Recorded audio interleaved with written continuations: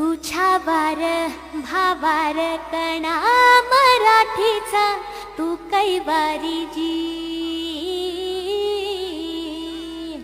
तू अस्मिता कीर्ती तू अभिमान मातीचा तू शिवबाचा मावळाची.